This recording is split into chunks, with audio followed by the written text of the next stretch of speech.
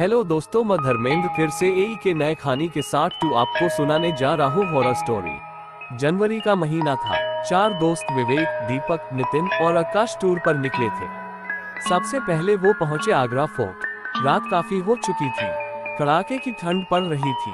Agra fort में पीछे की और कोई आता जाता नहीं था। वहाँ 1-2 लोग तंबू लगाकर भी रहते थे और वहाँ पर घूमने के लिए भी कोई नहीं आता था, क्योंकि आगरा फोर्ट बहुत बड़ा है।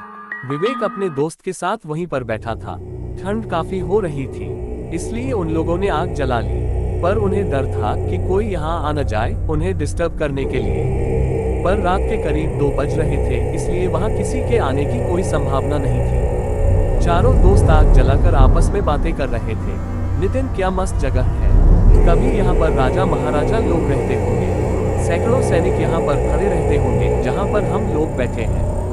हो सकता है यहीं पर कितने लोग मारे गए हों, पर आज देखो इतना बड़ा किला खाली पड़ा है। अब यहाँ सिर्फ घूमने के लिए लोग आते हैं। दीपक, अच्छा हुआ हम लोगों ने कोई होटल नहीं लिया और हम लोग अब आगे कहीं पर भी जाएंगे तो कभी होटल नहीं लेंगे। ऐसे ही जरूर सुने सूखा पड़ने के कारण इतना अच्छा माहौल लग से बर्बाद हो गया और इस तरह के डरावना जिंदा नहीं बचने में बहुत मजा आने वाला पुराना ख्वाब भी सूख चुका था कि हम सब जहाँ भी जाएंगे आवाज आने रात बिताएंगे। कुएं के अंदर जो कि बहुत डरावनी सांस ले और उसमें 4 चांद लगाने के लिए हम पहले के बच्चे को जन्म दिया था। एक हॉरर कहानी सुनाएगा। वो बच्चा भूख से बहुत तेज वो कहानी बनावटी नहीं होनी चाहिए, पर सच में उसके साथ वो घटना घटी होनी चाहिए, क्योंकि भूख के कारण वो मरने वाली के साथ कभी न कभी डरावनी अपने बच्चे को ऊपर उठाया और पूरा जोर लगाकर कुएं के बाहर फेंक दिया। प्लान तूने बनाया है, वो बच्चा कुएं के बाहर जमीन पर सुनाएगा, पर वो बच गया। इसके बाद हम सलाह कर लेंगे कि फिर कहानी कौन सुनाएगा। लेकिन मुझे वचन दे कि तू मेरा बदला जरूर लेगा। भूखा शैतान बनकर सबको खा जाएगा। बैठ जाओ और सुनो, बात की कहानी तुझे जरूर पता हिलने लगे,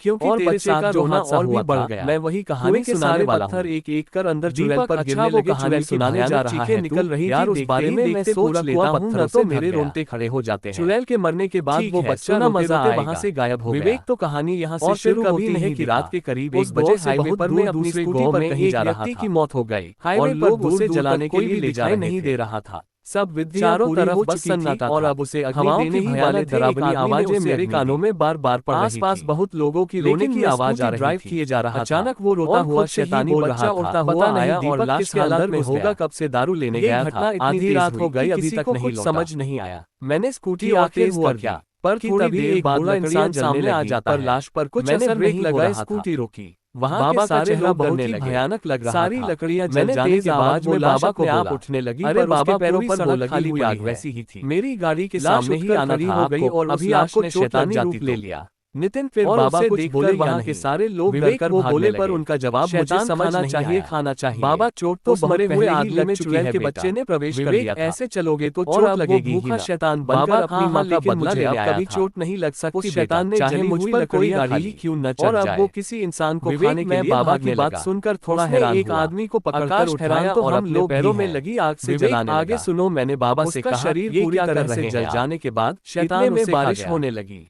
आसमान में बिजली कड़कने लगी तरह टूट। मैंने सोचा ये अचानक बारिश को नहीं छोड़ने लगी। अभी तो आसमान बिल्कुल साफ। जवान सबको जलाकर फिर बाबा ने कुछ ऐसा बोला चारों तरफ गांव वालों की चीखें सुनाई देने नहीं आ रहा था। कुछ देर बाद बाबा, आसमान तो अभी भी बिल्कुल साफ है, बेटा ने खा लिया था।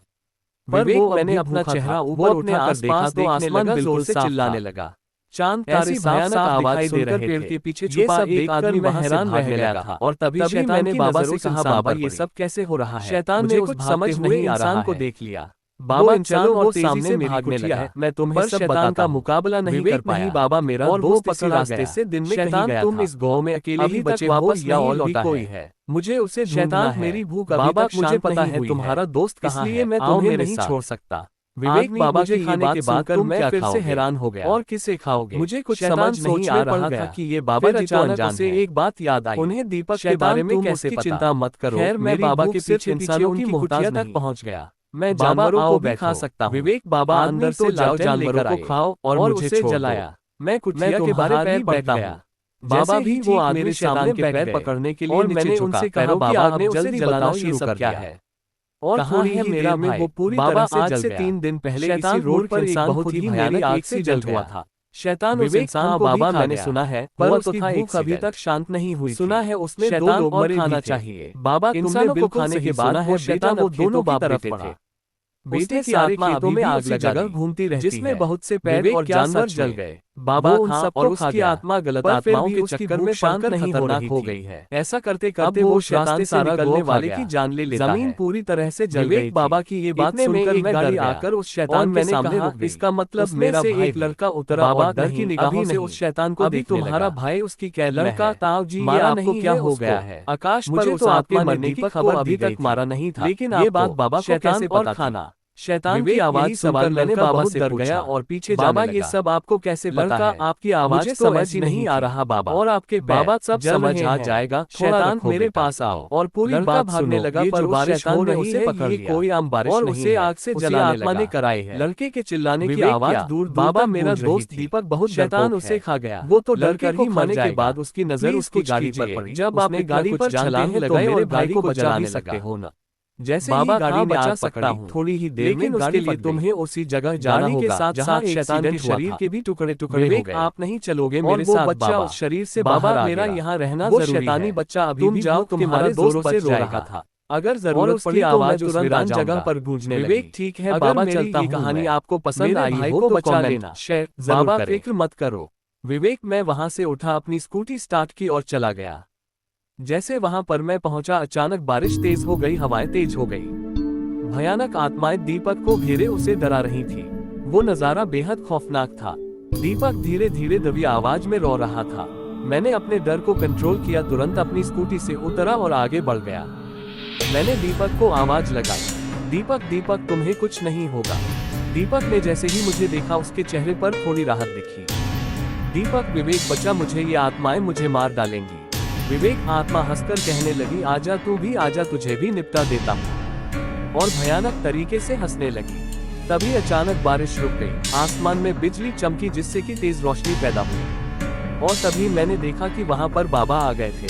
आत्मा ने बाबा से कहा, तुम यहाँ से चले जाओ पापा, ये दोनों मेरे शिकार हैं। बाबा इन दोनों को तुम कुछ नहीं करोगे, ये मैं नहीं होने दूंगा। विवेक तभी कुछ ऐसा हुआ जिस पर मुझे यकीन ही नहीं हुआ। नितिन ऐसा क्या हुआ? विवेक बाबा की आंखों से एक चिंगारी निकली जिससे वो आत्मा जलकर खत्म हो गई। वो आत्मा बाबा से जोर जोर से चीख कर कह रही, पापा ये तुमने क्या करा? मैं ये सोच रहा कि बाबा को ये आत्मा पापा क्यों बोल रही है। मैं इस बात से बहुत हैरान हुआ। मैं बहुत हैरानी से बाबा को देख रहा था। बाबा हैरान मत हो, 2 दिन पहले जो एक्सीडेंट हुआ था, मैं और मेरा बेटा ही मरे थे उस एक्सीडेंट में। विवेक इतना बोलकर बाबा धुआं बनकर आसमान में उड़ गए। तभी दीपक भागकर मेरे पास आ गया। दीपक अच्छा हुआ जो तू आ गया, विवेक तुझे कुछ नहीं होगा। फिर मैं दीपक को स्कूटी पर बैठा कर वहां से चला आया। आकाश वाह यार दीपक। नितिन वैसे विवेक जब तू स्कूटी से बाबा से टकराया था न, और उन्होंने कहा था कि अब मुझे चोट नहीं लग सकती चाहे कोई गाड़ी ही मुझ पर क्यों न चढ़ जाए, तभी मुझे हल्का हल्का शक हो गया था बाबा के ऊपर। तभी अचानक किसी के कदमों की आवाज आने लगती है। चारों दोस्त बिल्कुल चुप हो जाते हैं। लेकिन लगता है कोई सिक्योरिटी गार्ड आ रहा है। जैसे ही कदमों की आवाज उनके पास आकर रुकी, विवेक और दीपक बिल्कुल हैरान हो गए। विवेक बाबा बाबा आप यहाँ? आकाश नितिन ये उन्हीं बाबा की आत्मा है। नितिन अबे भागो यहाँ से। नितिन और आकाश डर कर वहाँ से भाग गए। भागते भागते दोनों कोर्ट से भरा गए और एक पेड़ के नीचे बैठ गए। नितिन भाई क्या सच में भूत था या कोई और? मैंने तो ठीक से देखा भी नहीं, एकदम वहाँ से भाग आया। आकाश हाँ नितिन मैंने भी कुछ देखा नहीं, पर मुझे भी बहुत डर लग रहा है। मैं उस कोर्ट के अंदर फिर से नहीं जाने वाला भाई। तभी विवेक और दीपक धीरे धीरे चलकर उस कोर्ट से बाहर आते हैं। दीपक क्या हुआ पकड़ेगा? विवेक अरे भाई तुम्हारा चेहरा तो देखो, सारा रंग उतर गया है। शायद कुछ देर और रुकते तो तुम्हारी पतलून भी गीली हो जाती। विवेक और दीपक दोनों हंसते हुए एक दूसरे को ताली देते हैं। नितिन मतलब तुम लोग मजाक कर रहे थे? फिर वो इंसान कौन था? दीपक हाँ और नहीं तो क्या, ऐसी सुनसान और डरावनी जगह पर बैठे थे तो सोचा थोड़ी मस्ती की जाए, और वो इंसान वहाँ का सिक्योरिटी गार्ड था। नितिन और अगर इस मजाक में हमारी जान चली जाती तो? विवेक तो क्या फिर तुम भूत बनकर हमें डराने आ जाना? विवेक और दीपक दोनों खूब हंसने लगे। आकाश मरने के बाद वैसे भी कोई अपना और पराया नहीं होता, भूत बस जान लेना चाहता है। फिर वो चारों दोस्त वहीं बैठ जाते हैं और दूसरा दोस्त एक नई कहानी सुनाने लगता है। अगर मेरी ये कहानी आपको पसंद आई हो तो कमेंट शेयर जरूर करें।